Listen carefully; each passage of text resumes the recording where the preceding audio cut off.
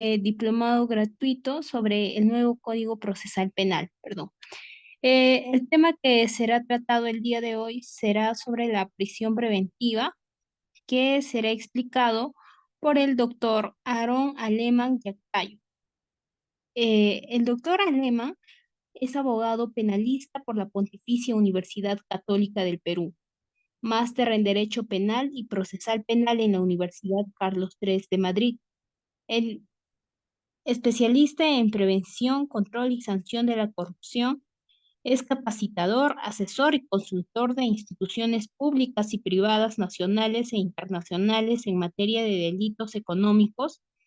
delitos contra la administración pública y delitos tributarios. Él es exdirector académico de la Asociación Civil Intercriminis PUC. Bien, doctor Aarón Alemán, buenas noches. Nos da el gusto de tenerle en este diplomado. Le doy pase para que pueda explicar sus temas. Por favor, a todos los que están presentes, agradecerles y si tienen alguna duda, al final de la ponencia lo pueden escribir en el chat o pueden activar sus micrófonos. Muchas gracias. Muchas gracias por la presentación, Eliana. Agradezco a todos los conectados. Veo caras amigas, conocidas en mi visita a Cajamarca hace poco. Agradezco, por supuesto, al Diario del Abogado por la invitación. Y sin más que añadir, simplemente voy a dar paso a la presentación de PowerPoint que he podido elaborar para la presente sesión. ¿Me confirman si es que se logra visualizar, por favor? Sí, doctor, adelante, sí se logra visualizar.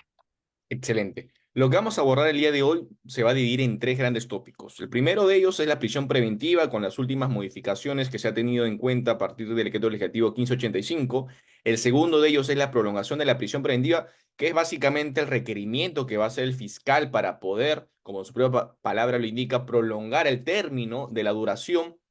de la imposición de la prisión preventiva por el plazo que obviamente pueda sustentar y justificar. Y ahí va a haber un análisis, una contienda de debate con respecto a la imputación que pueda haber llevado a cabo dentro del desarrollo de la investigación en la Fiscalía, el análisis que va a hacer la defensa técnica o la defensa particular y por supuesto lo que pueda valorar el juez o la judicatura. Vamos a abordar casos concretos que han podido justamente acontecer recientemente y por eso es que lo traigo a la palestra. Y por último, vamos a abordar la temática respecto a los billetes electrónicos, que es justamente la novedad, si así lo quieren denominar, por parte del decreto legislativo 1585, respecto a la imposición de este como una medida idónea y adecuada para no hacer justamente uso o utilización de la prisión preventiva, que es la medida coercitiva de carácter personal más gravoso que impone nuestro ordenamiento jurídico penal vigente. Estos van a ser los tres tópicos. Igual manera voy a ir avanzando y cuando hay algún tipo de dudas, algún tipo de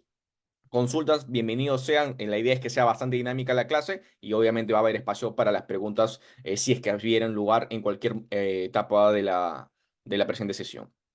Entonces, para señalar únicamente partes que ustedes ya deberían conocer, entiendo, por parte del diplomado, es respecto a la institución misma de la prisión preventiva, que como estábamos ya indicando, es una medida coercitiva, básicamente la más gravosa porque precisamente involucra una restricción o el derecho fundamental y humano más importante que existe, al menos a mi modo de ver las cosas, que es el derecho a la libertad transitoria. Y recordemos que, y esto para precisarlo, el hecho de que haya una imposición de una prisión preventiva, haya justamente o la duración de la misma en un centro penitenciario, simplemente tendría que abarcar la sola limitación de la libertad de tránsito, más no haya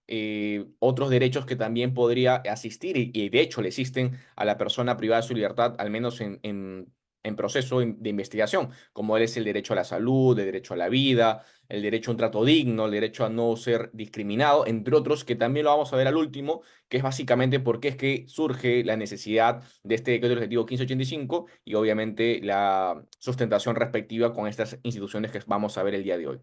Entonces,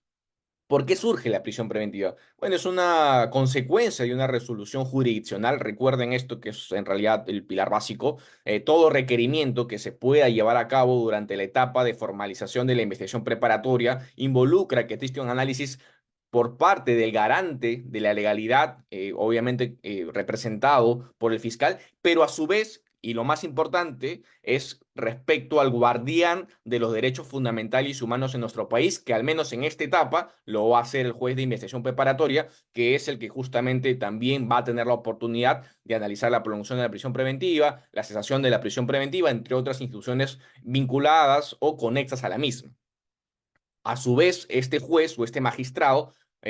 como parte de un derecho fundamental, que es que toda decisión de una autoridad competente y facultada dentro de nuestro Estado pueda emitir una decisión que involucre o afecte derechos fundamentales, lógicamente esté al amparo de una decisión debidamente motivada, es decir, que tenga que exteriorizar y explicar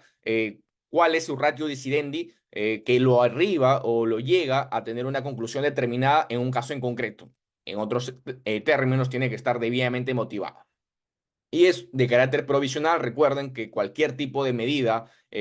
justamente preventiva, como es la prisión preventiva, valga la redundancia, no es infinitum, sino más bien tiene un alcance temporal, un lapso de tiempo por el cual se sustenta y justifica. Y cuando ya no se justifica, cuando ya no tiene sentido o razón de ser la misma imposición de la prisión preventiva, precisamente da paso a que haya un cese de la prisión preventiva, que incluso hay una revisión de oficio por parte de las últimas modificaciones que vamos también a estudiar el día de hoy, y por supuesto, ¿por qué no? Una apelación cuando así dé el plazo correspondiente dentro de una determinación de una prisión preventiva que no se ajusta a los estándares que estamos analizando. Entre otros factores, el no cumplimiento de lo estrictamente señalado en el 268, y a su vez también que no estén por lo menos explicados y desarrollados en la propia resolución que impone la prisión preventiva. Y parte de esto es que es una duración limitada, ¿cierto? Ahora, como cualquier medida cautelar, y esto ya redireccionándonos más que nada al Código Procesal Civil y las instituciones civiles procesales, hago referencia, toda medida cautelar tiene que tener dos presupuestos. La apariencia de buen derecho en el Código Procesal Penal respecto a la prisión preventiva sería justamente la apariencia de ilicitud que tendría una vinculación, una determinada persona con una actividad delictiva concreta, específica, obviamente individualizada, para poder tener esta apariencia delictiva correspondiente. Y la segunda, que es el periculum in mora, en el proceso civil, en el proceso penal, es más bien el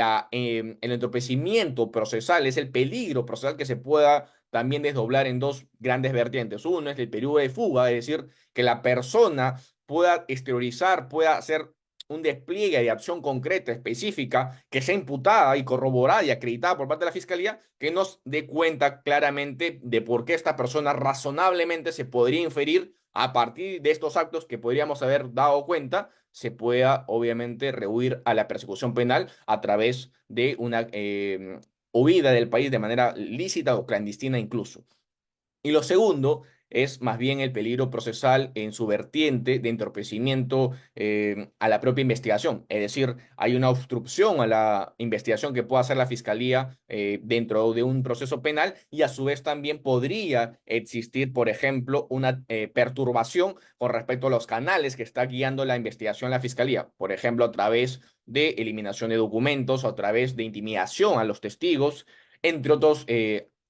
temas a tomarse en cuenta. Es decir, tiene que existir, por tanto, un riesgo razonable de ocultación o destrucción de los elementos o fuentes de prueba que puedan, obviamente, tergiversar, perturbar, desnaturalizar la investigación que está haciendo a cabo la Fiscalía en un caso determinado. Estos son los análisis que se tienen que, lógicamente, contemplar en un requerimiento de prisión preventiva, y a su vez también,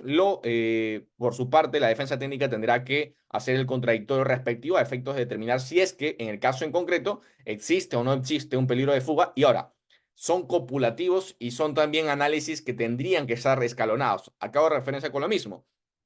que si es que no concluye un análisis respecto a una apariencia de buen derecho, sería ocioso, sería poco útil, al menos para efectos de ya la imposición de la prisión preventiva, hacer un análisis ulterior respecto a este último alcance, porque si no cumple el primero, obviamente el segundo ya no tendría que tener ningún tipo de validez al respecto. Algunos sostienen, y esto he podido escucharlo en varias cátedras también, de colegas que son bastante respetados en esta materia, que solamente en nuestro país y en sí, cómo es que se debería aplicar la prisión preventiva de manera ya teórica es que se debería dejar de lado los graves elementos fundados respecto a la vinculación delictiva y solamente tendríamos que inclinarnos con relación a al peligro procesal que podría existir en el caso en concreto. Esto con sus reparos. Entiendo que anteriormente a la exposición y la promulgación del 1585 de decreto legislativo hago referencia, tendría un cierto sentido porque claramente bajo los cánones y los estándares que estaban ahí involucrados antes de esta modificación, en realidad el delito grave y la vinculación a la misma no era tan, en este caso, complejo de poder cumplirlo, porque obviamente cualquier delito, y ustedes me darán la razón, anteriormente a esta modificación, prácticamente el 85-90% de delitos podrían justamente haber ingresado y era muy fácil superar esta valla. Con la nueva modificación vamos a ver que hay delitos concretos, sobre todo delitos contra la administración pública, que ya tendrían lógicamente una exclusión de la imposición de una prisión preventiva por el lapso de tiempo que podría justamente ser la imposición de la misma por el lapso de la imposición penal propiamente establecida en el tipo penal concreto. Esto lo vamos a estudiar también más adelante. Mi opinión personal, en realidad, sobre ese tópico, solamente para avanzar, es que deberíamos priorizar el segundo extremo, que es justamente el peligro de fuga o el peligro con respecto al entorpecimiento de la investigación, porque ahí es donde está más complejo o más específico o individualizado el análisis concreto respecto a un caso que podría ameritar una prisión preventiva o no. A veces el problema es que la fiscalía presume, y lamentablemente así ya estableció la jurisprudencia, que no es lógicamente aceptable dentro de un Estado constitucional de derecho como el nuestro, que se puedan hacer presunciones que sobre todo perjudiquen o lastren el derecho a la libertad, que es el pilar fundamental dentro de nuestra sociedad. Ahora, ¿por qué hacía referencia a algunos tópicos que han sido modificados con esto de que el objetivo 1585 del mes de noviembre del año pasado? Porque va a haber un análisis ya respecto no solamente a una parte de los propios elementos configurativos de la prisión preventiva, sino que también nos va a dar apertura a nuevos supuestos por los cuales podríamos hacer un cese de la prisión preventiva, una revisión de oficio y sobre todo también en los grilletes electrónicos. Pero con respecto a esta modificación del 268 del Código Procesal Penal, deberíamos hacer referencia que sí, por supuesto, sigue manteniéndose los graves y fundados elementos de convicción con respecto a la vinculación de una persona en concreto o personas respectivamente en un caso en concreto sobre un delito específicamente determinado por parte de la Fiscalía. Es decir, la Fiscalía le corresponde hacer el análisis de subsunción típica con respecto a la calificación jurídica de una determinada persona o grupo de personas para poder hacer el ahondamiento con respecto al cumplimiento de este elemento. ¿Por qué? Porque recordemos, ahora, actualmente en la prisión preventiva, ya al menos es pacífico esta interpretación de hace 5 años en adelante, que obviamente se puede hacer un control de legalidad respecto a la tipicidad de la conducta. Me explico. Anteriormente era imposible hacerle referencia al juez de investigación preparatoria o al juez de garantías, como ustedes le prefieran denominar, hacer una exhortación a que pueda justamente evaluar o situar el enfoque del debate con respecto a la tipicidad del delito. Es decir, si es que este hecho que se me viene investigando en nuestro código penal, en nuestro ordenamiento jurídico penal, es delito o no. ¿Por qué? Porque claramente si es que no fuese delito, toda la investigación que va a hacer en adelante sería infructífera, sería inútil y sobre todo atentatoria directamente con los derechos fundamentales y humanos que le asisten a la persona que está siendo investigado. Porque recordemos, el derecho penal precisamente defiende o protege bienes jurídicos protegidos concretos y tienen que estar sobre todo basados en un principio de legalidad que tengan que estar determinados expresamente, taxativamente, literalmente en un código penal. Y si esa conducta que se me está atribuyendo a la fecha del día de hoy o a la fecha de la investigación que se dice haberme cometido no existía o no existe en el Código Penal, obviamente la investigación penal sería inútil, ociosa y más aún cuando están haciendo un requerimiento de prisión preventiva. Pero ¿qué pasaba anteriormente? Como no había esta oportunidad, no había este debate, lamentablemente la persona tenía que verse privada de libertad 3, 6 meses, recién en una eventual cesación de la prisión preventiva, el juez podría decir, sí, efectivamente, considero ahora sí que este hecho no consideraría o no resultaría ser sancionado penalmente en nuestro ordenamiento jurídico penal vigente, y con lo cual se daría cuenta en la fiscalía, por supuesto, que su caso no tendría un sustento último, con las salvedades respectivas. Pero yo creo, y esto es también un pronunciamiento del TC y también de la Corte Suprema simultáneamente, de que es absurdo, es ilógico el de esperar este tiempo de 3 o 6 meses que pueda programarse la audiencia de cese de prisión preventiva para recién cuestionar justamente un elemento que siempre estuvo presente en el numeral 1 del 268, que son los graves y fundados elementos de convicción de un delito. Entonces, actualmente, como le hacía referencia, es pacífico que sea pueda hacer el debate sobre la tipicidad y si es que en caso se pueda advertir que efectivamente el delito que se está imputando no existe o no es delito o no se le puede vincular a la persona, simplemente ya carecería justamente también de objeto el de analizar los segundos presupuestos que ahorita vamos a estudiar. El segundo presupuesto, que es la modificación en realidad de la norma con el 1585, es que la prognosis concreta del delito que podríamos en este caso haber cometido y que por tanto sustenta este requerimiento respecto a la prisión preventiva es que pasa de 4 años, recordemos, de 4 años y actualmente son de 5 años. Tiene un cambio general, tiene un cambio mayoritario de personas que puedan lógicamente involucrarse en este nuevo beneficio, si así lo quieren nominar, respecto al lapso de tiempo de un año. Yo diría que en realidad este tipo penal, perdón, esta modificación del Código Procesal Penal, en realidad solamente, y he hecho el análisis respectivo, beneficia a delitos contra la administración pública en su gran mayoría. Y claramente, si vemos el registro de INPE y obviamente las personas que son, en este caso, investigadas o sancionadas por un crimen contra la administración pública,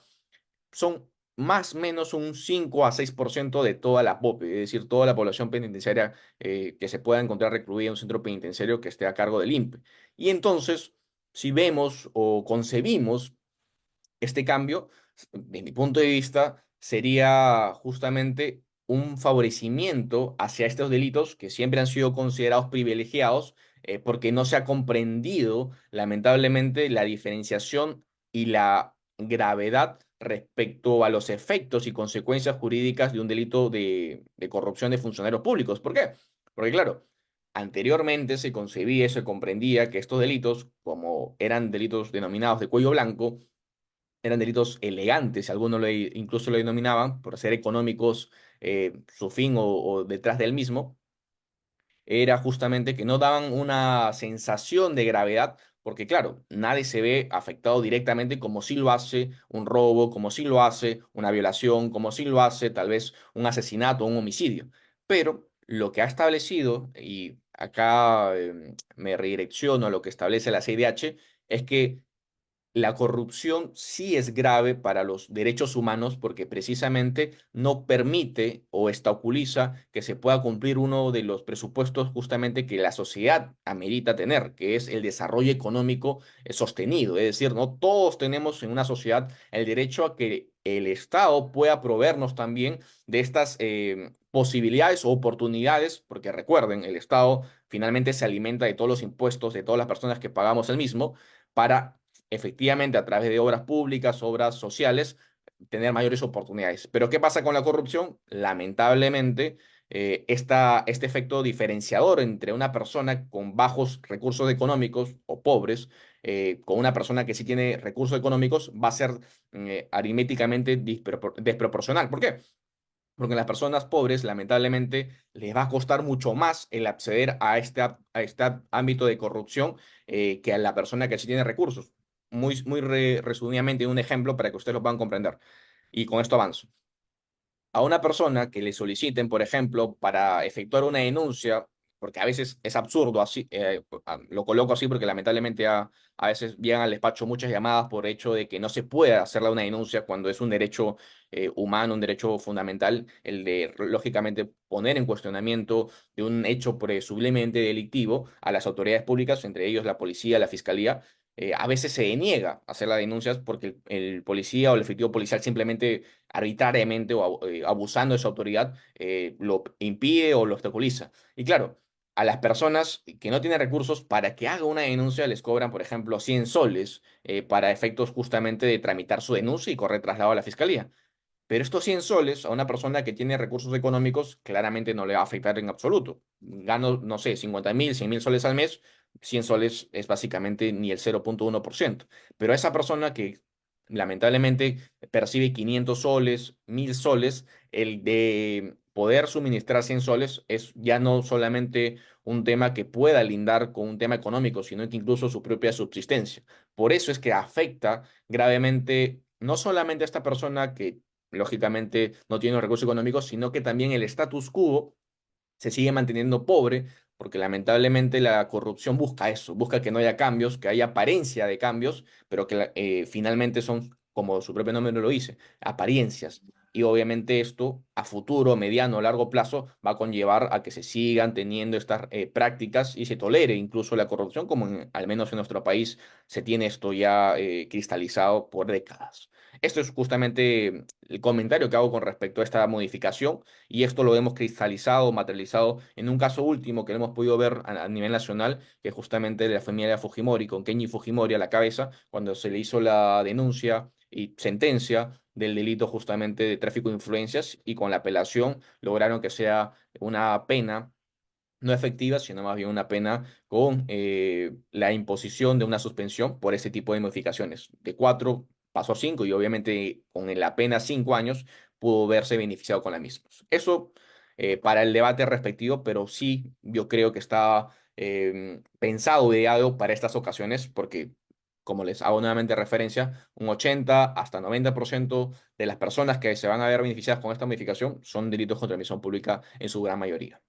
El tercer presupuesto se sigue manteniendo y es, desde mi punto de vista, el más importante en realidad porque es el que más complejidad tendría que tener el argumento para efectos de corroborar y acreditar, lógicamente, nuestras pretensiones o nuestros presupuestos, nuestras premisas, y que claramente el debate tendría que tener mayor tiempo de abundamiento respecto a las mismas. Y vamos a ver por qué. Eh, Acá he hecho simplemente una precisión respecto justamente a lo que establece la Corte Suprema en el Acuerdo Plenario 1/2019 sobre la denominación del nivel de sospecha. En realidad es una etiqueta que le ha denombrado así la Corte Suprema. Yo no creo mucho en estos niveles al respecto de los nombres. Para mí es un juego de etiquetas únicamente. Pero lo que sí nos importa es que nos va a dar al menos una precisión con respecto a qué se entiende por el mismo. Y claro, lo que nos dice es que esta sospecha vehemente o sospecha fuerte es sobre la existencia de un delito y su atribución al imputado como autor o partícipe del mismo. Y acá creo que recogiendo lo que establece el TCE, lo que establece, la CIDH, lo que establece, el TS y lo que establece el Tribunal Europeo de Derechos Humanos, es lo siguiente, que no basta una mera conjetura, no basta la mera corazonada, que la probabilidad de condena se debe fundamentar en indicios de lo que quede reducir razonablemente la responsabilidad del sujeto. ¿Por qué es esto tan importante y que ya, al menos por más de 8 años, creo yo, ha estado debatiéndose y es más, contemplándose en doctrina jurisprudencial incluso vinculante en nuestro país? Creo que es importante hacer hincapié en que muchas veces la fiscalía, cuando hace sus requerimientos, promete o hace una promesa al juez o a la judicatura de que el caso estaría justamente ya destinado a ser una acusación y destinado a una condena. Ese es el ámbito de prognosis que hace justamente la fiscalía y es el motivo o razón por la cual la judicatura ampara su requerimiento. Por eso es que cuando vemos audiencia de prisión preventiva, nos da una impresión de que fuera un minujuicio, porque lamentablemente así se ha enraigado mucho en nuestro país la concepción de una prisión preventiva, a pesar de que sea obviamente yo erróneo conceptualmente. Pero esto que al menos la fiscalía hace su pretensión oralizada, hace la promesa de que ya el caso estaría prácticamente únicamente en partes procesales correspondientes de 2, 3, 4 meses, justificada la investigación, 2, 3 meses para la acusación y un mes más ya para el hecho de ir a juicio y hacer una condena. Por eso es que solicitan 9 meses, 18 meses, 36 meses, dependiendo obviamente de la complejidad del delito. Pero esto es lo que vamos a ver, debería ocurrir en la escena nacional. Lamentablemente lo que vemos es que la fiscalía solicita los 9 meses, se lo dan y en 9 meses no hace absolutamente nada. y a pesar de ello, incluso solicitan justamente una prolongación de la prisión preventiva para que le den un nuevo plazo de 9 meses o 8 meses para que sobre eso recién comiencen a operar, recién comiencen a trabajar y claramente puedan lograr un resultado que incluso tal vez ni siquiera tenga destino, pero ya tienen a la persona privada de su libertad por 18 meses, por 15 meses y obviamente de mi punto de vista eso es un abuso de derecho que lamentablemente a veces las personas privadas de su libertad por no tener una buena asesoría, por no tener un buen abogado, no tener los recursos económicos o inclusive por no tener esta oportunidad de tener un abogado defensor público que se haga cargo de su caso con las salvedades respectivas. Conozco abogados públicos que son muy buenos, pero también conozco a una gran cantidad que no son responsables con sus casos. Y esto lo hago porque son audiencias públicas y se nota y se percibe cuando una persona no está preparada, y más aún cuando lo hace literalmente expresión al inicio de la audiencia. Deja muchos vacíos que lógicamente afectan derechos fundamentales y que deberían aperturarse este espacio de debate para que en casos en los cuales la Fiscalía haya demostrado una negligencia, haya demostrado que no ha realizado otras investigaciones, en los cuales no haya existido un cumplimiento de esta promesa inicial por las cuales se adoptó o se impuso el requerimiento de prisión preventiva a su favor, lógicamente sean cesados. Y por eso es que actualmente con el 1585 sí cabe esta posibilidad o esta oportunidad, porque la persona privada de su libertad va a tener una revisión de oficio por parte del magistrado para ver justamente si se contemplan o no estas solicitudes con respecto a las otras investigaciones y si es que no, pueda obviamente recobrar su libertad. Ahora, acá una diferenciación que lo vamos a estudiar más adelante. Hay, de mi punto de vista, una discriminación con respecto a las personas que lo hacen a través justamente con el apremio de un abogado particular detrás de la misma, con quienes lamentablemente por un tema de recursos o por simplemente no tener la oportunidad de cubrir justamente los honorarios de esta persona, se guía o se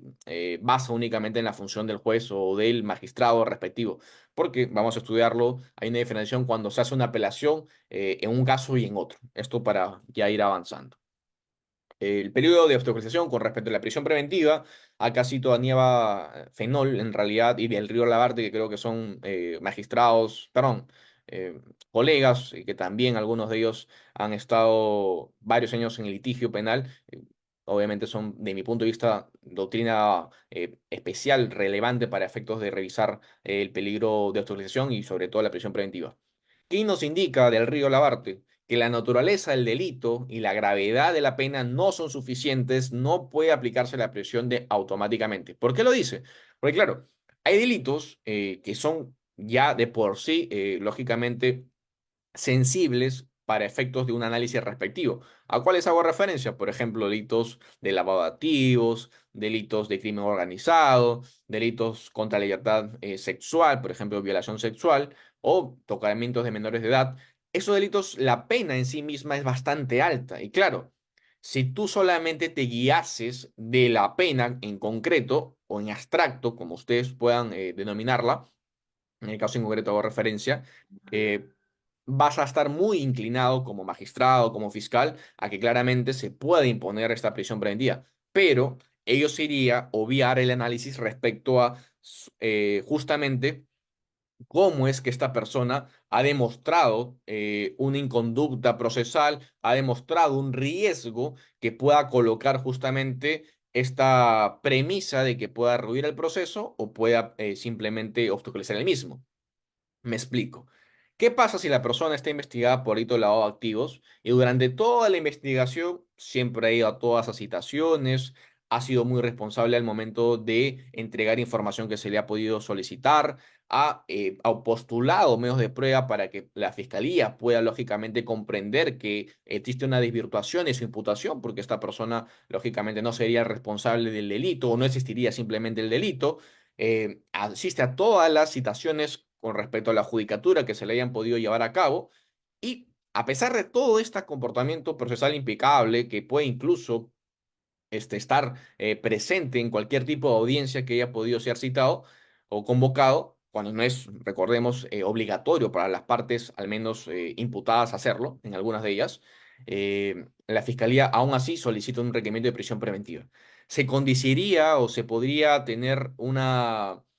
congruencia entre lo solicitado por parte de la Fiscalía y lo realmente contemplado en la actividad procesal de la persona en concreto, en el caso en concreto? En mi punto de vista, no. Por eso es que justamente existen otras medidas justamente limitativas también con respecto al derecho a libertad, que son medidas idóneas para el caso en concreto, como por ejemplo lo podría ser una medida, por ejemplo, de impedimento de salida o también comparecencias con restricciones, porque claro, a veces la fiscalía indica, y eso ustedes lo van a ver en el litigio muchas veces, incluso a veces de mala fe procesal, mi punto de vista, indica que va a tener bastante complicaciones por parte de la persona que está siendo investigada en obtener, por ejemplo, elementos probatorios dentro de su investigación. Y la pregunta es, ¿en qué sentido, en qué aspecto va a perjudicar o va a alterar o va a poder destruir algún tipo de investigación que tú estarías realizando en actos en concreto si justamente ya todos se habrían realizado según tu formalización de investigación preparatoria? ¿Qué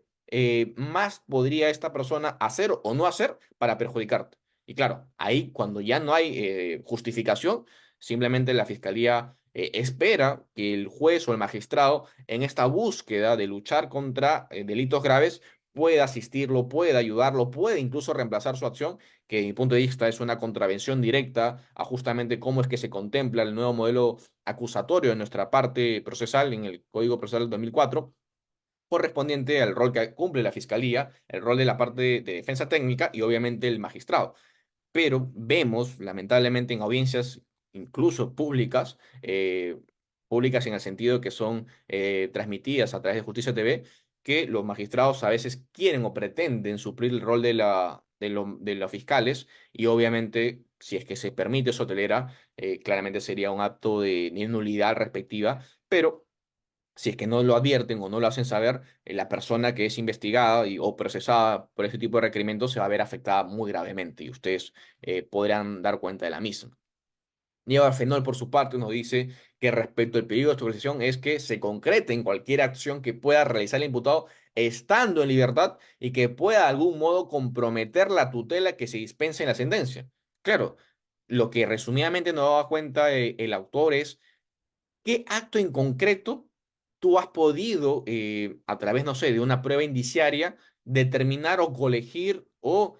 partir de la premisa que mañana más tarde va a afectar a una eventual sentencia? Algo específico, algo en concreto, no en abstracto. Acá ya estamos hablando puntualmente de un peligro que tú estás atribuyendo esa persona investigada habría cometido o va a cometer y obviamente tendría que existir una privación de libertad para que no se pueda exteriorizar, para que no se pueda llevar a cabo esta conducta que esta persona estaría planificando o ya estaría incluso agotando en su realización. Si no es capaz la fiscalía de argumentarlo o demostrarlo, porque tiene la carga de la prueba, recordemos, la fiscalía en este tipo de requerimientos, y en realidad, ante todo requerimiento, esto lo también redireccionando el Código Procesal Penal, perdón, Código Procesal Civil, si es que alguien alega algo, tiene que también, a su vez, tener la carga de la prueba para poder demostrarlo. Y obviamente, si la fiscalía no es capaz, no es competente o simplemente no es concreta en su pretensión, un juez de investigación preparatoria, como garante de los derechos fundamentales de la parte investigada, debía declarar justamente infundada su pretensión. Sin embargo, vamos a ver cómo es que a veces, de manera absurda, se pueda tergiversar este tipo de presupuestos que académicamente, y legalmente, y doctrinaria y jurisprudencialmente son pacíficos, pero que en el ámbito ya de la práctica o la ejecución de la misma presenta varios problemas o conflictos que lo vemos día a día. Ahora, claro, el peligro de tributación tiene no solamente aspectos generales, sino más bien tienen vertientes ya bastante enraigadas con lo que denomina el 270 de nuestro Código Procesal Penal, que nos indica ¿qué se va a comprender como obstaculización? Básicamente la destrucción, modificación, ocultación, supresión o falsificaciones de elementos de prueba, como primer punto. El segundo, como influencia sobre órganos de prueba para que informen falsamente, deslealmente o rectifique una preposición que ellos habían hecho en su eventual declaración previa. La tercera es que induzcan a otros a realizar otras conductas que obviamente puedan estar implicadas en estos dos primeros puntos y sobre esa base poder acreditar un peligro de obstrucción. Si no lo hace, como nuevamente reiteramos, simplemente no tendría que por qué declararse fundada. Y ahora, también he visto en requerimientos de prisión preventiva por parte de la Fiscalía que a veces sostienen que, por ejemplo, el hecho de que el imputado no declare o el hecho de que el investigado, en este caso, no pretenda llevar a cabo una pericia psicológica o una pericia psiquiátrica o incluso a una pericia grafotécnica, ya esto significa justamente que podría existir un peligro de obstaculización y esto sería la demostración de por qué esta persona podría lógicamente también estar dentro de este ámbito del 270 del Código Procesal Penal. Y ahora, la pregunta viene con una respuesta acompañada. En realidad, si el investigado no se somete a estos datos de investigaciones por parte de la Fiscalía, en realidad estaría ante una especulación o más bien bajo el ejercicio legítimo de su derecho a la no autoincriminación. En mi punto de vista, lo segundo, y así lo ha también refrendado la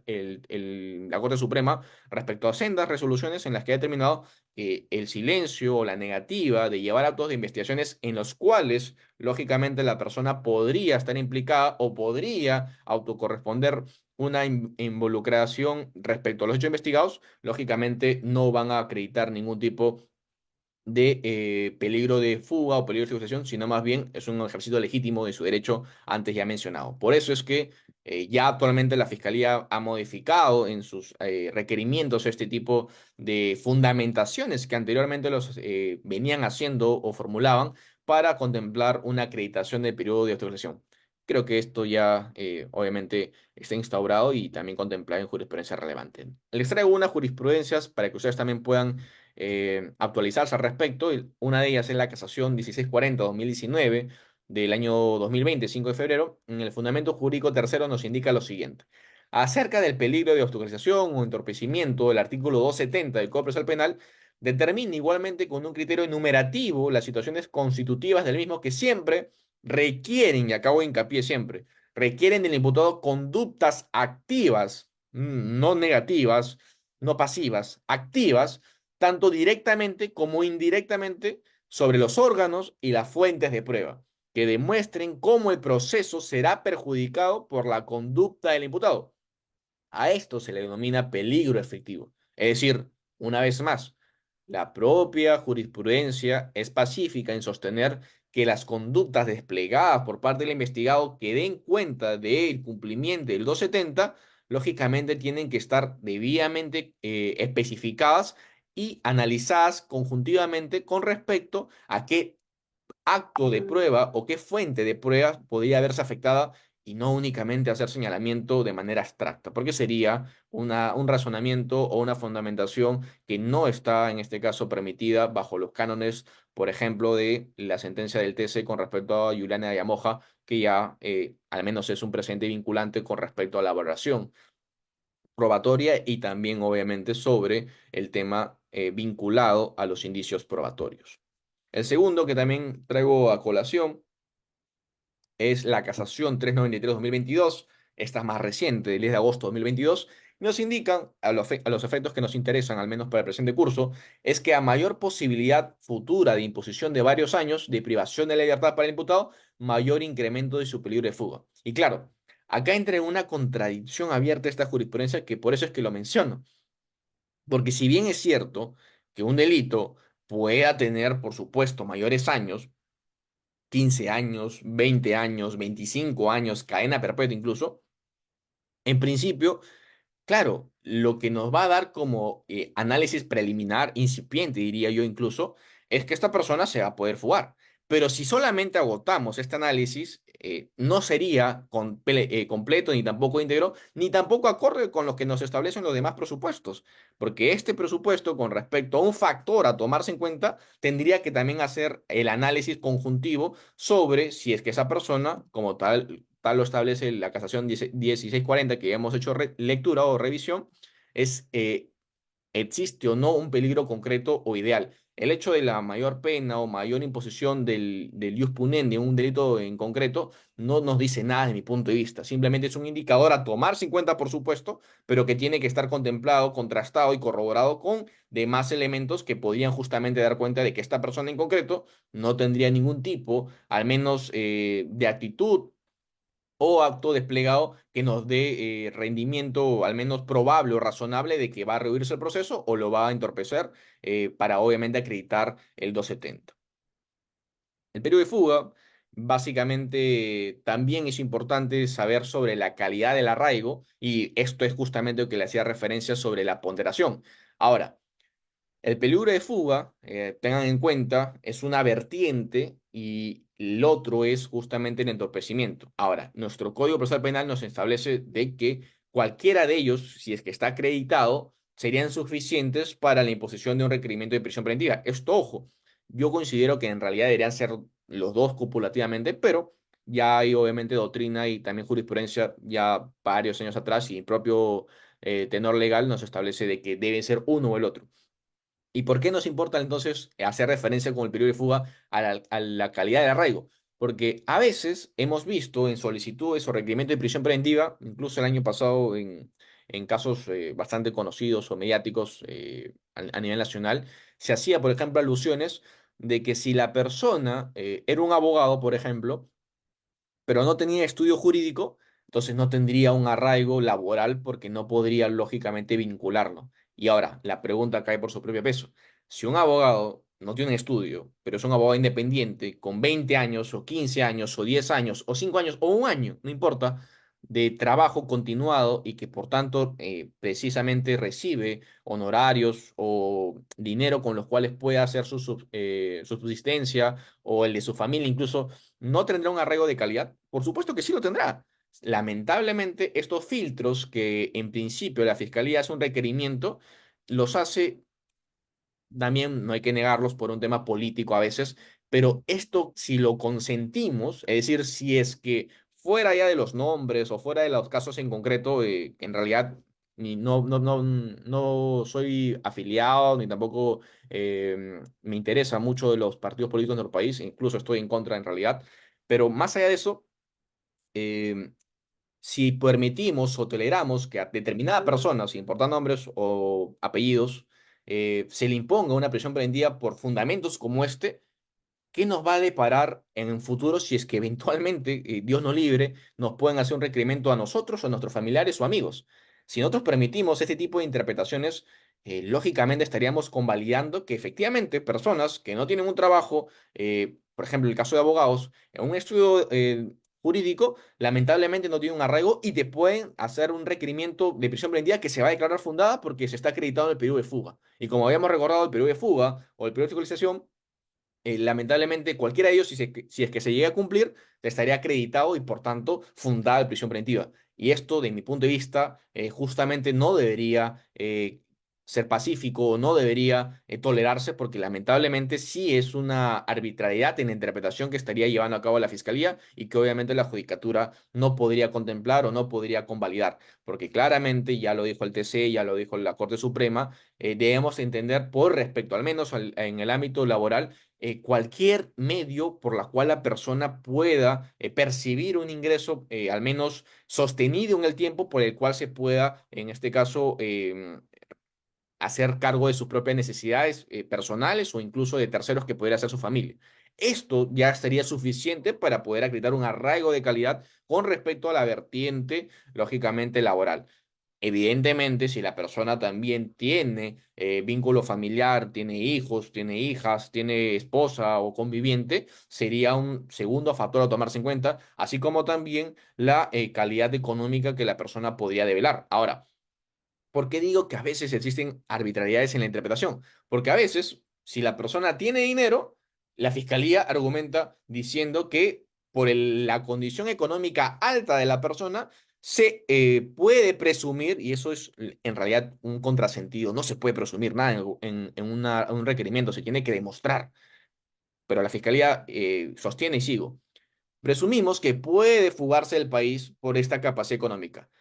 si es que la persona tiene una actividad económica alta. Y si no tiene, igualmente, esta persona, porque no tiene recursos económicos, es muy probablemente que se vaya en la clandestinidad y jamás podamos ubicarlo porque se va a fugar. Entonces, no hay una sintonía con respecto a las pretensiones o requerimientos que hace la Fiscalía y claramente esto se presta o se puede llevar a cabo en abusos prácticos o ejecutados en la realidad. Porque claro, como le hacía referencia, nosotros vemos, al menos tenemos mayor oportunidad de seguimiento a los casos que están siendo transmitidos a través de Justicia TV o casos en los cuales podamos tener algún tipo de participación como abogados, familiares, amigos, etcétera. Pero en aquellos casos en los que las personas no tienen esta oportunidad de publicidad, al menos hago referencia en las audiencias, los requerimientos y los sustentos que dan amparo a estos requerimientos de prisión preventiva, lamentablemente quedan en el vacío y a veces me ha tocado ver ya en sede de apelaciones o en sedes de cesación de prisión preventiva o incluso de prolongación preventiva, ver que jamás se debió imponer justamente la prisión preventiva, pero que así, por una mala defensa técnica, por un tema de convalidación por parte de la judicatura ante estos requerimientos abusivos y discrepantes de lo establecido por la ley, en que se ejecutan y claro, la persona está privada de libertad 6, 8 meses, 18 meses incluso. Y ahora la pregunta es, ¿qué hacemos en estos casos? Porque incluso la fiscalía cuando logra imponer una prisión preventiva, los alegatos que formula en sus nuevos requerimientos es, así como el juez de investigación preparatoria de tal juzgado en tal expediente también dio requerimiento de prisión preventiva, ahora en este caso en concreto también debería darlo por este mismo fundamento. Pero este fundamento siempre estuvo errado, siempre fue incluso ilegal y por supuesto no debería ser una fuente de derecho unas características que ya han sido justamente correspondientemente brindadas en ese despacho, en esa judicatura. Y claramente ahí ya viene una falencia sostenida en el tiempo por parte del Poder Judicial y que obviamente la labor de los abogados o de la defensa técnicas particulares en estos casos concretos debería ser un poco más activa, debería ser obviamente más contundente para que se pueda no solamente cambiar el sentido de estas interpretaciones en un tal despacho o un tal juez o un tal magistrado, sino más bien que esto pueda vislumbrarse y irradiarse ante otros juzgados para que incluso se pueda justamente verse beneficiados muchas personas que injustamente a veces están en prisión preventivas por un tema de falta de recursos económicos, que es lo que normalmente ocurre en estos casos. Ahora, lo que también tienen que saber, por supuesto, es que la calidad de arraigo, si bien es cierto, es un presupuesto importante para efectos de analizar si es que se le va a otorgar o no fundada la pretensión de la fiscalía, también lo es que es importante mencionar que tiene que ser una ponderación de la calidad del arraigo, es decir, no siempre las personas y los casos van a ser similares o análogos. Hay muchos casos que, por ejemplo, la persona vive sola, en un hecho, es una persona soltera, tiene su departamento, está sola, o incluso ni siquiera tiene su departamento, está alquilado un departamento a su nombre, por supuesto, en el cual vive, no tiene hijos, es una persona independiente. Y claro, la pregunta es, ¿esa persona tiene un arraigo de calidad? Y la respuesta será si es que en su caso concreto determinando los contratos que pueden existir, determinando la temporalidad de los mismos, determinando los ingresos que puedan haber existido y obviamente también por qué es que tiene ese tipo de calidad de situación jurídica, porque claro, a veces la persona está sola porque ha venido justamente de provincia para sacar adelante a su familia y quiere acá emprender unas nuevas metas, unos nuevos retos o desafíos y por eso se encuentra sola. No es que no tenga una familia detrás, sino más bien es porque ha venido a Lima porque quiere este tipo de oportunidades. O en el sentido opuesto, no tengo familia porque, claro, no sé, tengo 30 años, creo que me voy a casar tal vez a los 35 o 40 años, y por eso es que durante ese lapso de tiempo no he tenido todavía una conviviente, una esposa o hijos, porque todavía tengo un proyecto de vida que se destina a lapso de tiempos, no sé, que todavía no he cumplido. En lo económico, si tengo ingresos en efectivo, tengo ingresos en depósitos que al menos puedan obviamente dar cuenta de que con ello me voy a hacer cargo de mis necesidades básicas o elementales, ya debería ser suficiente, pero siempre debe existir una ponderación, una explicación, una merituación con respecto a por qué esa persona tiene una calidad de arraigo y eso es, ojo, es importantísimo, es una exigencia que tiene que hacer también la motivación, la judicatura. No basta decir, como he visto muchas resoluciones, el periodo de fuga se tiene acreditado porque la persona tenía grandes capacidades económicas. Punto. No indican por qué. Adicionalmente a esto, tendría que obviamente existir un riesgo o un peligro respectivo. No lo hacen. Y eso son unas motivaciones aparentes o motivaciones nulas, incluso inexistentes, como así lo sostiene el TC. Respecto a la misma, la Casación 50-2020 Tacna nos indica lo siguiente. El arraigo debe ser entendido como el establecimiento de una persona en un lugar por su vinculación con otras personas o cosas y la falta de arraigo no comporta por sí misma un peligro de fuga, pero sí permite presumirlo cuando se combina con las agravantes del delito y otros factores relevantes. Y el arraigo, entonces, y esto es lo importante, como se ha afirmado, es un criterio racional que limita el riesgo de fuga solo basado en el criterio aritmético de la prognosis de pena, salvo que se trate de delitos capitales o especialmente graves, siempre que por lo menos conste determinados factores de riesgo, aunque menos intensos. Esto es al menos importante ponerlo en la palestra porque, como le hacía referencia, el peligro de fuga y respecto a los arraigos son un medio racional y razonable y proporcional por el cual la fiscalía, el abogado defensor y la judicatura tienen que fijar un debate específico en concreto y el cual tenga prevalencia, lógicamente tendría que a su vez también determinar la conclusión del debate y por supuesto el declarar o fundado o infundado un requerimiento de prisión preventiva por el no cumplimiento o cumplimiento del requisito del 270 del Código Procesal Penal. Respecto a la canción 393-2022, Arequipa nos indica lo siguiente. No examina el juez de una consideración individual de las circunstancias específicas del caso. ¿Qué nos indica básicamente esta resolución? Lo que les estaba ahora comentando. Que el caso debería, por el magistrado, es una obligación, es un cargo funcionarial, en este caso de la judicatura, el especificar por qué en ese caso en particular se cumple estos requisitos o estos presupuestos o estas circunstancias o estas razones y no simplemente señalarlas como un fundamento objetivo, porque recordemos la responsabilidad penal y a su vez también las vinculadas con penas, perdón, con requerimientos coercitivos personales no son sobre un determinado hecho objetivo, sino más bien sobre un hecho que podría lógicamente estar individualizado y personalizado y demostrado en contra de una persona. Y esto es un rol y una carga que tiene la Fiscalía conjuntamente con la Judicatura, si es que presume que un hecho obviamente debería estar contemplado dentro de los cánones de la prisión preventiva. Ahora, la prisión preventiva va a depender los plazos que se puedan imponer con respecto a los casos simples, casos complejos y casos vinculados a la criminalidad organizada. Respecto a los primeros, son los casos simples, son 9 meses por una prolongación de 9 meses adicionales. Los complejos son 18 meses, así también a su turno 18 meses de prolongación. El último es 36 meses y ojo, son 12 meses de prolongación. A veces he escuchado, incluso en medios de comunicaciones importantes a nivel nacional,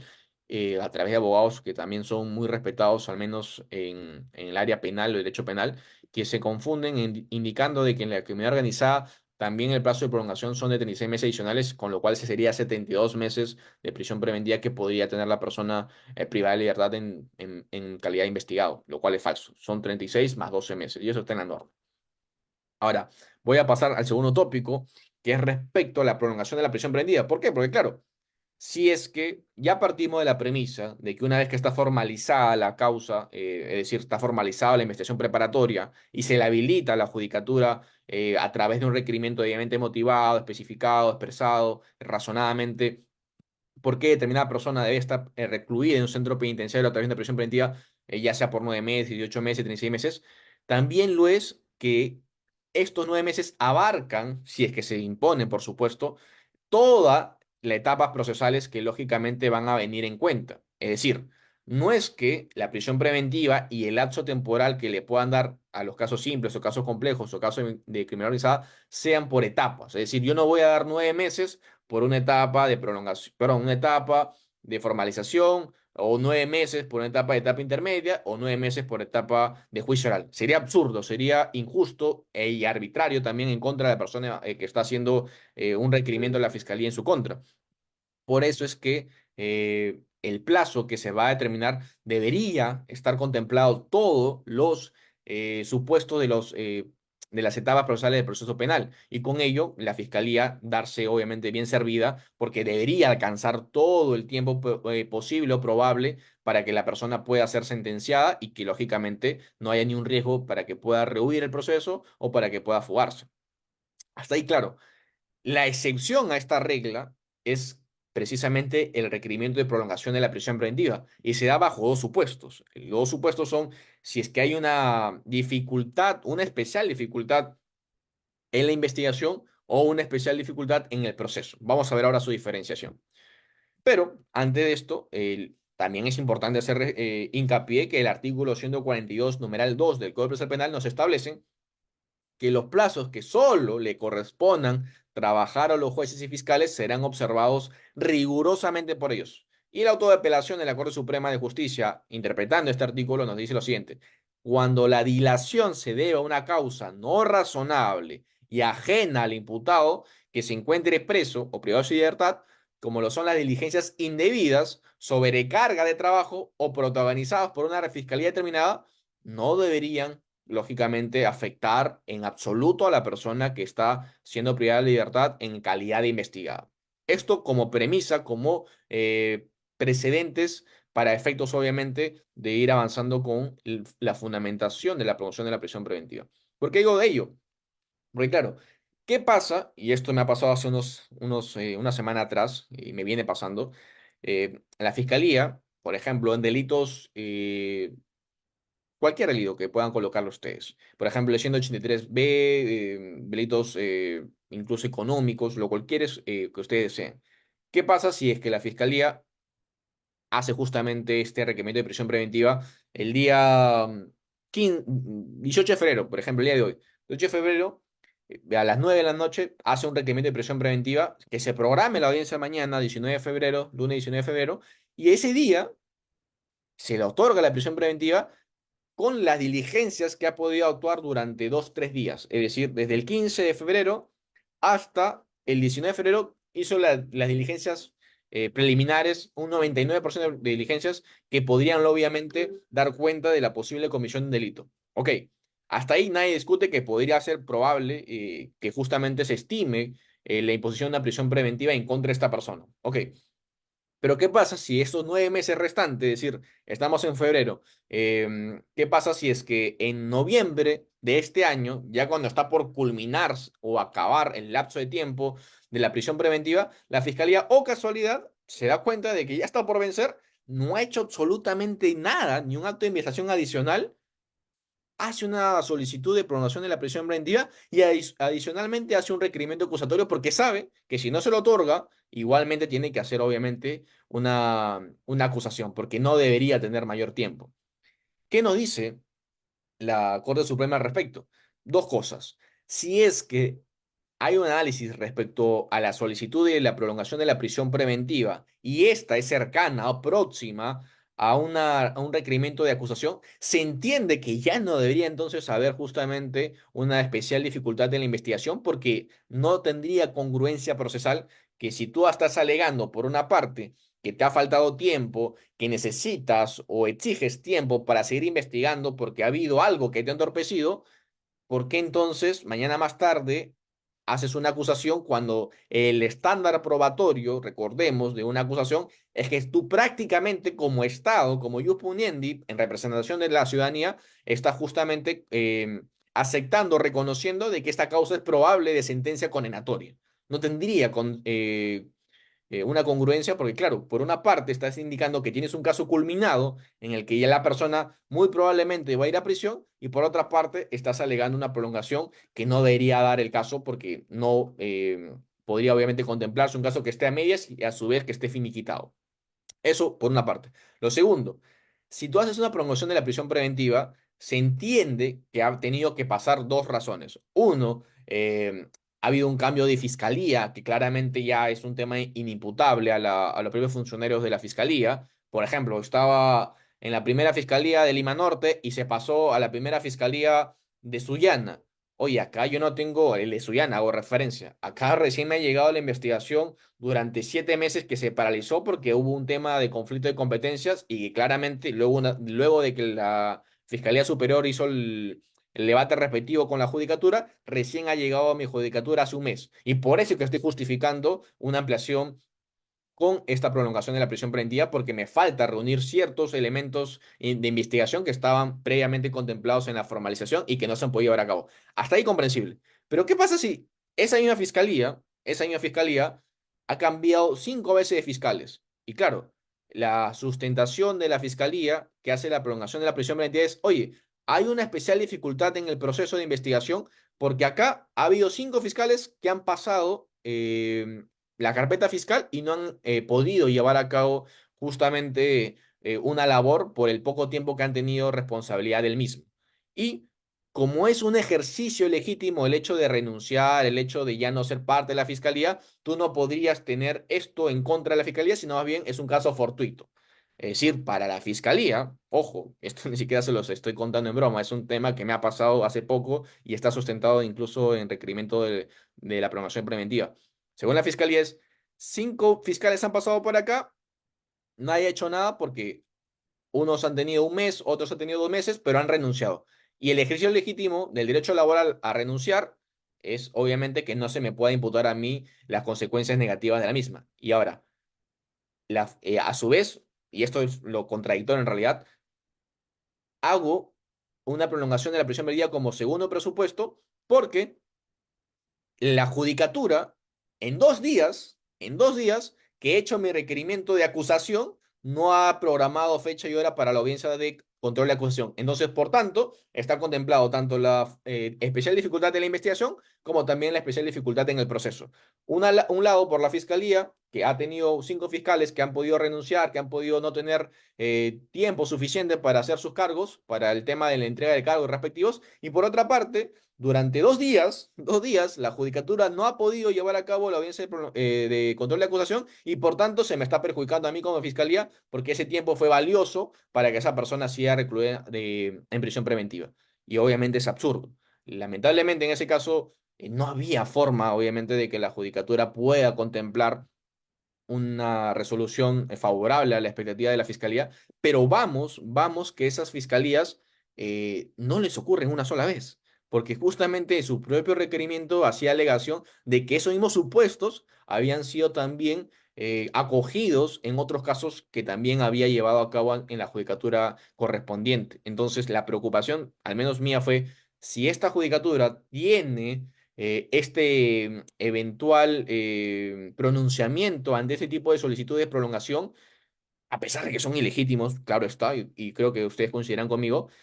obviamente si es que yo voy a ir a audiencia, tengo que ir preparado, no solamente sabiendo que el caso no debería prosperar bajo la jurisprudencia y la doctrina que hemos podido convocar, sino también ya sabiendo qué es lo que el juez en el caso concreto podría hacer algún tipo de alegación o demostración. Sin embargo, al menos le cuento mi experiencia, el fiscal al ver que ya era prácticamente insalvable el caso, lo que hizo, y acá obviamente es un tema que a veces ocurre en el litigio, y creo que muy a menudo por parte de la fiscalía y los abogados de oficio, es que indican siempre no tuvimos tiempo para revisar el caso, no tuvimos la oportunidad de llevarlo a cabo. Hace una semana recién he asumido cargos y recién yo como fiscalía tengo que sustentarlo a pesar de que yo no crea conveniente este tipo de pretensiones. Ahora, el problema de este tipo de situaciones es lo siguiente. Claro, el fiscal provincial no da la cara, porque lamentablemente manda a sus adjuntos, en primer lugar. Lo segundo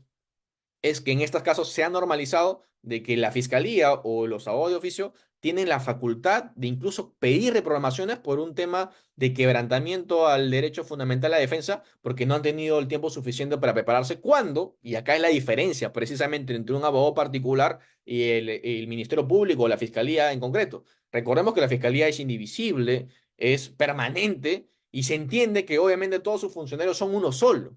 Por tanto, el hecho de alegar yo no tuve tiempo, recién me dio la carpeta, recién voy a revisar el caso, es inaceptable y no solamente un tema de sanción a imponerse efectivamente a los fiscales que hagan eso, sino que más bien, de mi punto de vista, si se hace esto, simplemente no se debería declarar fundada esa pretensión o el requerimiento que ha hecho la fiscalía, porque claramente no está debidamente fundamentada ni oralizada en ese momento que estuvo convocado la audiencia respectiva. Pero, más allá de mi opinión particular, a lo que iba ese tipo de solicitudes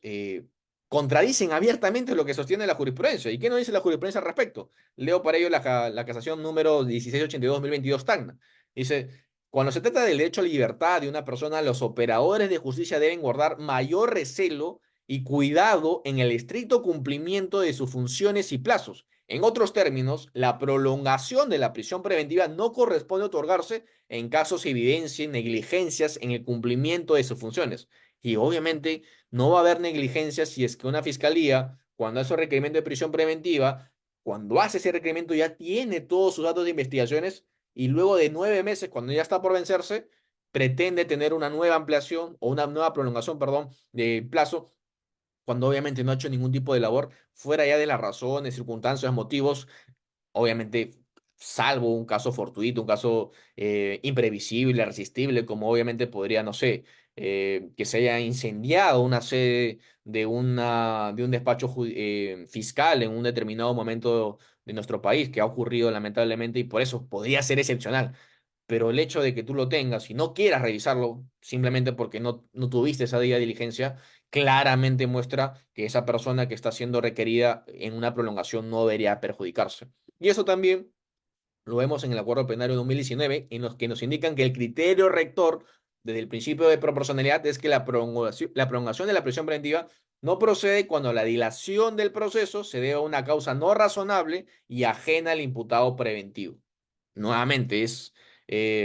pacífico, creo yo, las aristas que nos ha dado la judicatura, al menos de su doctrina jurisprudencial vinculante para efecto de esta valoración. ¿Y qué nos indica también? Es una obligación del Estado de tramitar una mayor diligencia y prontitud a aquellos procesos penales en los cuales el imputado se encuentre privado de libertad. Por supuesto, si partimos de que el proceso penal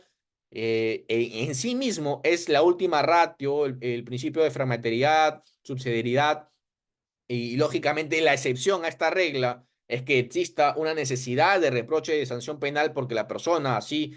ha afectado gravemente el bien jurídico protegido o lo ha puesto en riesgo, y a su vez, como excepción de esta excepción, es que la persona se vea privada de su libertad siendo aún procesada. Se entiende en esta última vertiente de que los funcionarios públicos van a estar llevando una debida diligencia y más aún una rigurosidad respecto a cualquier tipo de trámite que se pueda contemplar en este tipo de circunstancias, porque recordemos, la persona está privada de libertad no porque está sentenciada, no porque ha sido decretada culpable, sino más bien porque se está investigando. Y obviamente la promesa inicial que es voy a investigar o voy a seguir investigando porque ya estoy corroborando y ya tengo al menos graves y fundados elementos, claramente se tendría que cumplir. Lo que vemos en nuestro país es que no se cumple. Se otorgan y luego 6, 9 meses lamentablemente la persona privada de libertad y bien gracias con la fiscalía porque nunca ha hecho nada. Y vamos a ver que ahora la solución que nos da las nuevas modificaciones es una revisión de oficio, que también tiene sus críticas que voy a también a contemplar. Siguiendo, la Sala Penal Especial nos dice respecto a la prolongación de la prisión preventiva lo siguiente: no puede considerarse en el desarrollo de la etapa intermedia y la de juzgamiento constituyen una especial dificultad del proceso, puesto que al momento de declararse fundada la prisión preventiva de 9 meses, se presupone que esta abarca no solo el tiempo de la investigación preparatoria, sino también para la fase intermedia y la fase en juzgamiento del caso. Bueno, todo lo que les he indicado al inicio es estrictamente lo que establecen la Corte Suprema, el TC y algunas salas, en este caso, de apelaciones. La casación número 147/2016 dice: tiene suficientes elementos que podrían probar la existencia del delito sin apreciarse, por tanto, la especial dificultad en el proceso que le importa la prolongación de la prisión preventiva. Es decir, lo que había comentado anteriores momentos. Si el fiscal hace una acusación, se entiende que ya tiene un caso con un estándar probatorio bastante elevado, que prácticamente la persona va a ir a hacer con una sentencia condenatoria a juicio. Esa es la mentalidad que ni siquiera lo establece la doctrina, lo dice la propia ley, la norma procesal. El fiscal solamente debería ir a juicio, luego obviamente hacer de un filtro de la acusación cuando éste considere que bajo lo investigado y ya concluido, claramente tenga una prognosis de que la persona va a ser sentenciada condenatoriamente. Si no, no vayas a juicio. Y si es que esto es así, claramente tú no puedes hacer un requerimiento de acusatorio y a su vez una prolongación de la prisión preventiva porque no serían congruentes procesalmente, serían incluso contradictorias. Y obviamente una de ellas debería ser infundada, como en este caso la prolongación. Ahora, no solamente es el tema de la prolongación para el momento que podría justamente actuar la fiscalía, sino más bien, y acá ya viene a entrar el tema de la defensa técnica y de los derechos que le asisten de las personas investigadas, al menos en esta etapa, es que se pueda llevar a cabo una cesación de la prisión preventiva. ¿Y qué nos indican el 283 con estas nuevas modificatorias que les hacía comentario al inicio? Que el juez de la investigación preparatoria, transcurridos 6 meses desde el inicio de la ejecución de la prisión preventiva o desde la última audiencia en la que se hubiera discutido su cesación, revisa de oficio la vigencia de los presupuestos que dieron lugar a su imposición. Para tales efectos, el juez convoca, dentro del tercer día, cumplidos los 6 meses, a una audiencia virtual en la cual va a participar obligatoriamente el Ministerio Público, el imputado y su abogado defensor, y en dicha audiencia se evalúa la subsistencia de los motivos que determinaron su imposición. Es básicamente lo que nos indica el presupuesto de la estación de la prisión preventiva es, si yo he sido ya requerido con una prisión preventiva, se me ha impuesto, pero no sé, pasó algo, una modificación, por ejemplo, del Código Procesal Penal, uno o dos, durante la investigación, durante 6 meses que la Fiscalía no ha realizado absolutamente nada. Yo como persona afectada con esta medida de prisión preventiva, puedo ir entre el juez de garantías e indicarle, señor magistrado, lo que la Fiscalía ha sostenido durante su requerimiento de prisión preventiva era que iba a demostrar que durante esta prueba, no sé, tal vez una pericia grafotécnica, era mi firma y por tanto estaría acreditado la falsificación documental que yo habría cometido en contubernio seguramente con una empresa, si es que estaríamos hablando de una colusión agravada o simple, del 384. Ok, ¿qué sucedió? ¿Qué pasó con esa prueba en concreto? Se dio cuenta la fiscalía de que yo no estaba involucrado porque no justamente era mi firma, que era la que ella señalaba, era la misma a pesar de haberme sometido a esta pericia grafotécnica. Por tanto, el primer presupuesto, que eran los graves y fundados elementos de convicción, ya no subsisten y por tanto corresponde ese cese de la prisión preventiva para que, sin perjuicio de ello, la fiscalía me pueda seguir investigando, pero claramente ya no por estos hechos que fueron alegados y acreditados por parte de la Fiscalía al momento de hacer su requerimiento de prisión preventiva. Perfecto.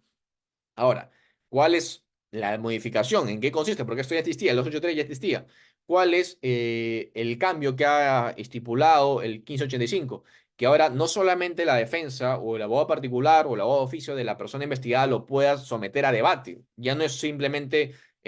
a solicitud de parte, sino que el juez durante 6 meses que se hayan puesto la prisión preventiva o simplemente no, o desde la imposición justamente de cualquier tipo de debate que haya dado anteriormente a la sesión de la prisión preventiva, da de oficio una revisión. ¿Y qué consistiría esta revisión? Que obviamente verifique si es que la fiscalía ha hecho su trabajo o no, si se ha comportado de manera diligente, si ha podido recabar mayores actos de investigación, si ha podido demostrar su tesis incriminatoria durante este tiempo y claramente, si es que, por ejemplo, son 9 meses, ya habría agotado más del 70%, ya debería estar próximo en acusación. Y si no tiene los elementos, se entiende, por tanto, que no se justificaría o no se ampararía esta prisión preventiva o continuarse con esta prisión preventiva y por lo tanto debería cesarse sin perjuicio que se investigue. Hasta ahí, de mi punto de vista, excelente la modificación que ha hecho el 1585. ¿Cuál es el problema que yo acá le noto? En los 84, que básicamente te indican el imputado y el Ministerio Público pueden interponer recurso de apelación dentro del tercer día de notificado respecto al auto que se pronuncia sobre la solicitud de la sesión de la prisión preventiva y en este supuesto de la apelación no impide la excarcelación del imputado. Acá viene la modificación que, de mi punto de vista, comete un error e incluso afecta un derecho fundamental que es la igualdad ante la ley y la no discriminación. ¿Por qué? Porque si ven acá, revisen el 284, claramente si es que es de parte o de revisión de oficio, por parte obviamente de la persona que es el magistrado, eh, la apelación que se pueda llevar por parte de la fiscalía claramente no va a impedir que esta persona recupere su libertad o sea escarcelado del centro penitenciario. El problema viene cuando la apelación, si es que justamente es llevado a cabo por parte de la judicatura, es decir, si el juez de oficio da cuenta en su revisión de que no existe ningún tipo de justificación para que se continúe con la imposición de la prisión preventiva y por tanto es correspondiente la cesación, si el fiscal apela, ojo, ya no va a involucrar su automática liberación, sino más bien el efecto va a ser suspensivo hasta que se pueda confirmar esta fundamentación por parte de la judicatura. Y claro, si esto es así, si por ejemplo la revisión ya dura 6 meses, nos han dado 9 meses de prisión preventiva, 6 meses ya están prácticamente en un 70% del plazo de tiempo total, si es que no me escarcelan durante esos 6 meses y voy a esperar que se pronuncie el tribunal o el juez justamente superior o el colegiado, lo que fuese, si es que el primer juez estuvo correcto o no en darme esta sanción de la prisión preventiva, por lo menos va a atravesar 1 o 2 meses adicionales para que yo pueda tener esta oportunidad de discutir de la confirmación o no de esta corrección con respecto a la resolución emitida del juez venida en grado. Y ahora, si esto es así, en la práctica voy a darme privado de mi libertad 8 meses de los 9 o incluso los 9 y va a carecer de objeto muchas veces el pronunciamiento del juez superior o los jueces superiores, porque lamentablemente ya carecería obviamente de sentido pronunciarse cuando algo ya se ha consentido, en este caso, que es que ya pasó 9 meses. Carecería de objeto, al menos procesal estrictamente. Y si son 8 meses, quiere decir que 2 meses me he visto privado de libertad injustamente, cuando en realidad la regla debería ser que la apelación no debería involucrar una prohibición para que yo recupere automáticamente mi libertad, sino más bien que yo recupere mi libertad y luego de esto, si el magistrado, en este caso el fiscal, interpone su apelación, yo pueda defenderme en esa audiencia de apelación y claramente, si es que en caso correspondiese, eh, debatirla y si la pierdo, por ejemplo, bueno, volver al recinto penitenciario siempre y cuando no haya pasado estos 9 meses de la imposición de la misma. Eso debería ser la regla. Sin embargo, con esta modificación, si es que es de parte, la revisión o solicitada la revisión o es justamente impuesta este tipo de cesación de la prisión preventivas por parte de la defensa técnica, la apelación no es suspendida y sí más bien cuando lo es de oficio. Y eso es la gran crítica que al menos yo puedo advertir y puedo hacer la crítica respectiva. Ahora, para ir ya cerrando, por el tiempo que nos han dado, voy a abordar sobre el tema de los billetes electrónicos que también han sido evocados o inmiscuidos en este decreto legislativo 1585 y que es básicamente una medida alternativa a la prisión preventiva. Es decir, este decreto legislativo ya concibe a los grilletes electrónicos como parte excluyente de una imposición de la prisión preventiva porque considera que lógicamente esta sí debería ser la excepción y no la regla, como lamentablemente se ha visto al menos en estos últimos años. Y ahora, ¿por qué viene esta preocupación? ¿Por qué viene esta necesidad de modificación a partir del decreto legislativo 1585? Básicamente por un compromiso asumido ya por parte del Estado a partir de la declaratoria de estado inconstitucional de cosas sobre la situación penitenciaria que ha sido al menos vislumbrada en el TC, en el expediente 5437-2014, en las que a partir de un habeas corpus se dan cuenta de que es insostenible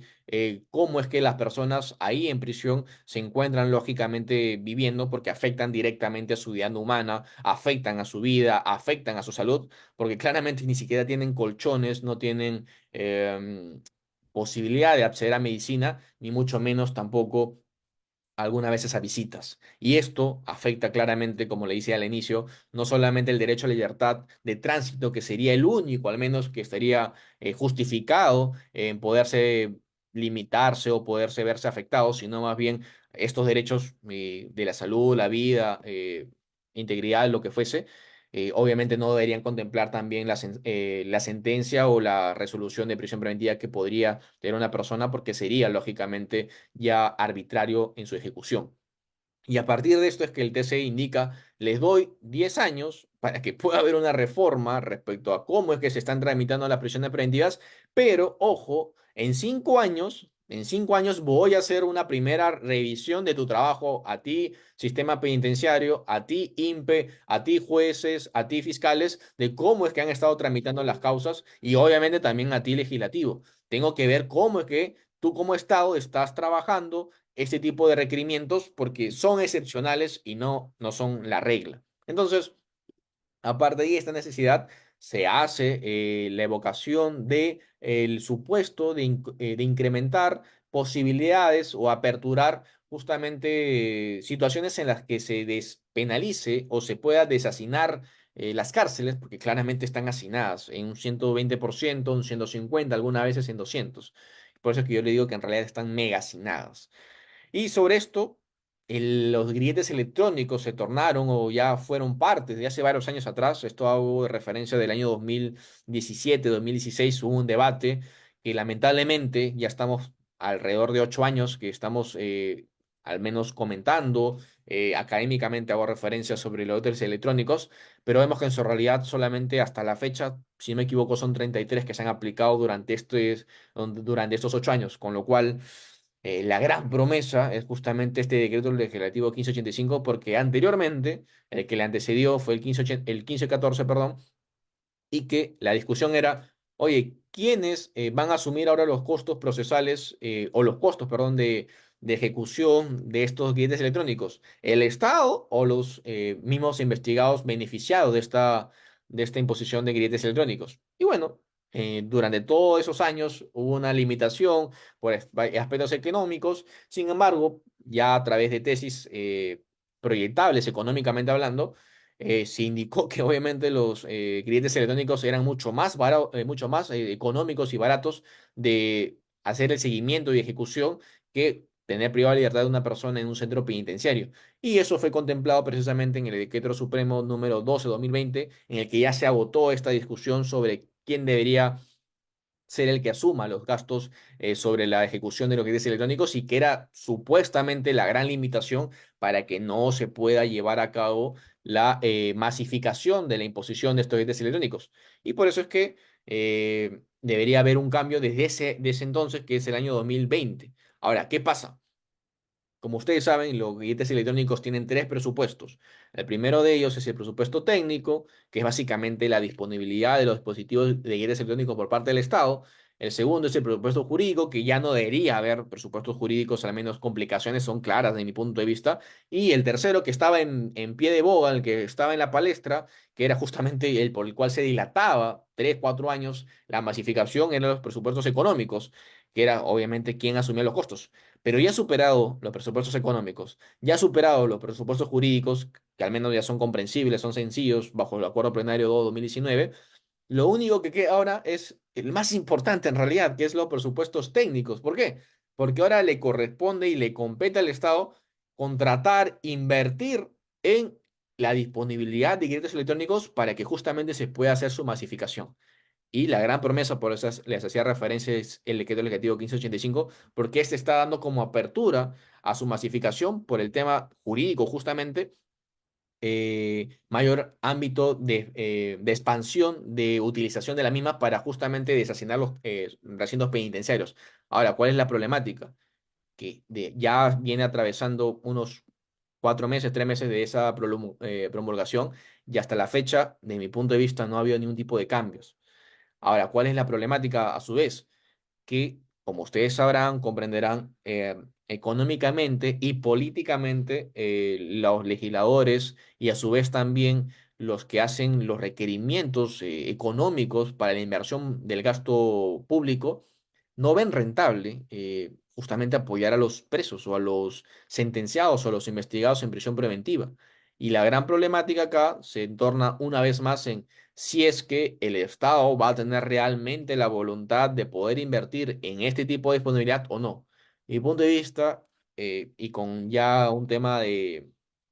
seguramente de excepción, por lo visto en el decreto legislativo 1514, que es del año 2020, eh, yo diría que va a ser simplemente una apariencia nuevamente de que se va a masificar, pero en realidad va a seguir siendo lo mismo. Lamentablemente no veo indicadores o indicativos de que sí exista una inversión proyectable o proyectada ya por parte de, el Estado, para que pueda existir justamente mayor utilización de los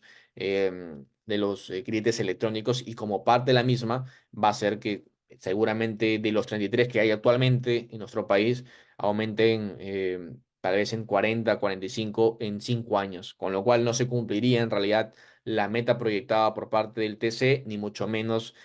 con el decreto legislativo 1585, que es justamente lo que actualmente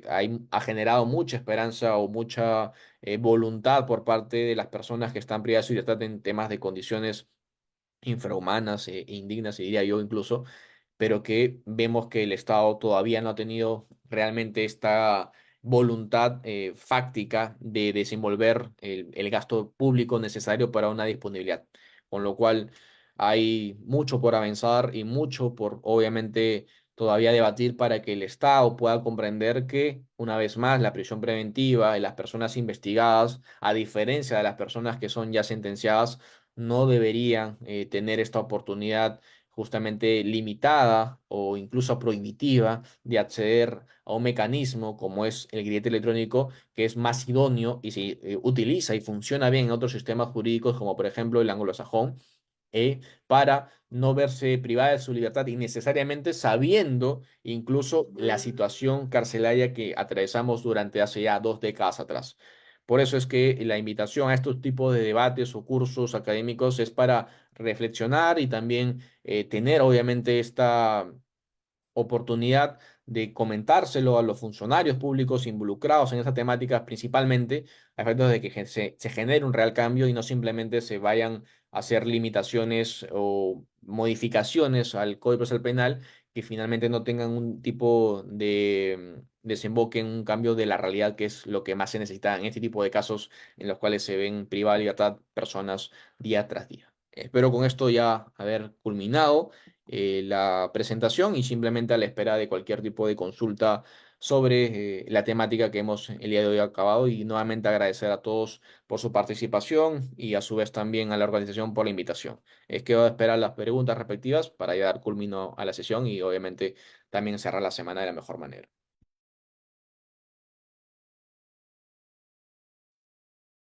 Gracias, doctor. Por favor, las preguntas lo pueden escribir o pueden activar su micro para que lo puedan realizar.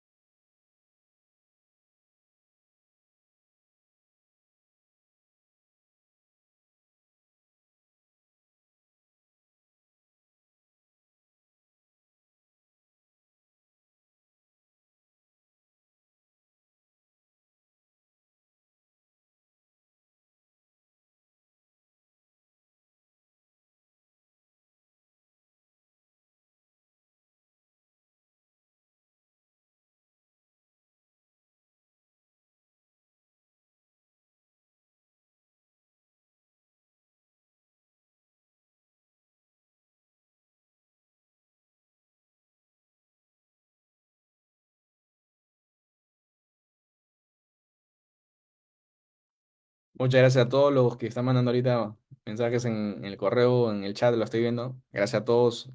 a Luis, a Nasli, a Jorge. Bueno, simplemente y entonces doy por culminada la sesión. Como les hacía referencia, muy agradecido con todos ustedes por estar atentos. Ha sido bastante importante, al menos para mí, dar esta exposición sobre el tema particular y lógicamente estoy a su disposición para cualquier tipo de preguntas. Le dejo mi número de contacto, mi correo electrónico. Si están interesados en esta temática, escríbanme. Tengo varios artículos publicados en la temática y lógicamente para poder ayudarlos en cualquier tipo de consulta, incluso de litigios penales como corresponde. Un fuerte abrazo para mí y nuevamente a la organización por la invitación, el Diario del Abogado. Y nos estaremos viendo próximamente en otra ocasión. Cuídense, bendiciones y tengan un excelente fin de semana que todavía queda un poco. Cuídense. Bye bye. Gracias por su participación, doctor, y a nombre del portal jurídico, el Diario del Abogado, gracias a todos ustedes por podernos acompañar. Muchas gracias. Nos vemos en la próxima ocasión.